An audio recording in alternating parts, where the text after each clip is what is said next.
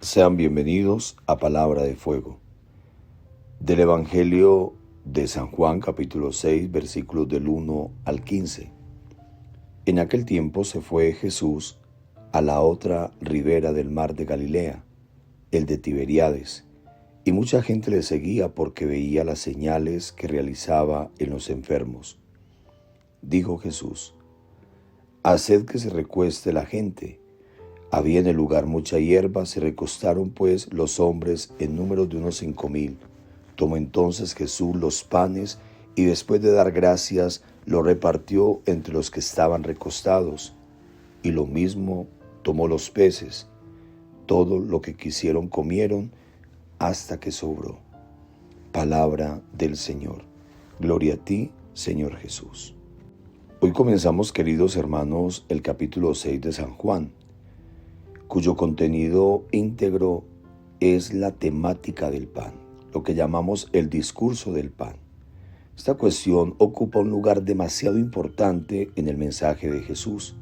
Desde la tentación en el desierto, recordemos que Satanás le coloca la piedra para que la convierta en pan, y pasando luego por la multiplicación de los panes y llegar finalmente a la última cena, donde también toma el pan en sus manos, lo parte y dice: esto es mi cuerpo. Es decir, hasta convertir su carne en un pedazo de pan, en un poco de pan. Es decir, quedarse en un pedazo de pan. Y eso es lo que vemos reflejado en la última cena. El gran sermón sobre el pan revela el amplio espectro del significado de este tema. Inicialmente se describe el hambre de las personas que han escuchado a Jesús y a las que no despide sin darles antes de comer, porque Jesús no permite que el hombre pase necesidad. Jesús no permite que la necesidad del hombre se reduzca al pan, a las necesidades biológicas y materiales. No solo de pan vive el hombre, sino de toda palabra que sale de la boca de Dios. Jesús multiplica milagrosamente el pan y nos recuerda el milagro del maná que experimentó el pueblo de Israel en el desierto. Rebasándolo, señala al mismo tiempo que el verdadero alimento del hombre es el Logos, es decir, la palabra eterna, el sentido eterno del que provenimos y en espera del cual venimos, porque Jesús es el pan que ha bajado del cielo y Él se sigue multiplicando todos los días en la Eucaristía. Escuchemos. Jesús se nos sigue multiplicando en la Eucaristía y hace un ejemplo con el pan. Los seres humanos no podemos vivir sin el pan. El pan representa el alimento diario para saciar nuestras debilidades físicas.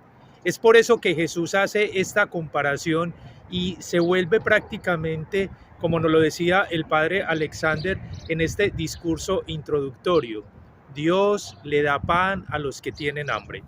Y es por eso que la palabra del Señor se convierte en el pan de vida. Un pan que cuando nosotros lo comemos no vamos a volver a sentir hambre. Y hoy entonces, en esa relación metafórica que hace sobre lo que es el pan de la vida, ese cuerpo eucarístico que se consagra para salvarnos, nosotros debemos entrar en esa reflexión. ¿Cuántas veces yo estoy comiendo de ese pan para quitar mi debilidad del pecado y poder, como decíamos anteriormente, seguir anunciando ese reino de amor, ese reino de salvación?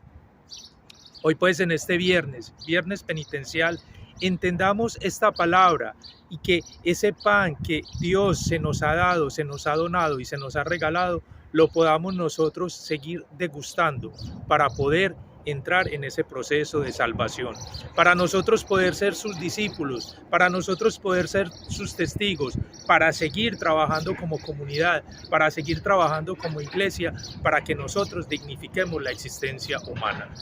Gracias, Señor, por tu palabra. Gracias, Señor, por ese pan que lo comeré y nunca más volveré a tener hambre, porque ese pan es el pan de la vida eterna. Y recordemos, como siempre, hoy en este día, día del Señor, ver en nuestro hermano el rostro de Dios.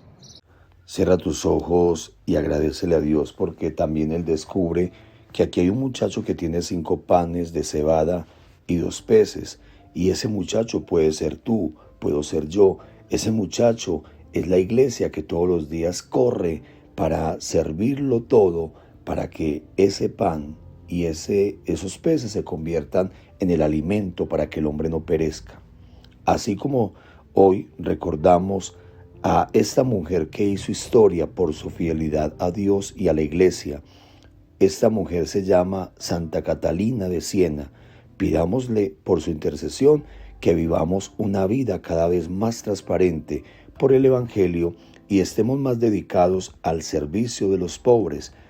Para eso Dios nos ha regalado las bendiciones que tenemos, para que las compartamos con los demás.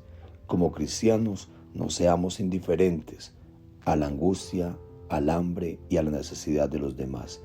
Y agradezcamos porque en la Eucaristía encontramos el suficiente significado para ejercer la caridad.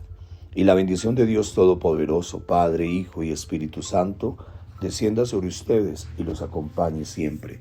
Gracias por compartir, gracias por llevar el pan de la palabra a otros hermanos. Dios los bendiga.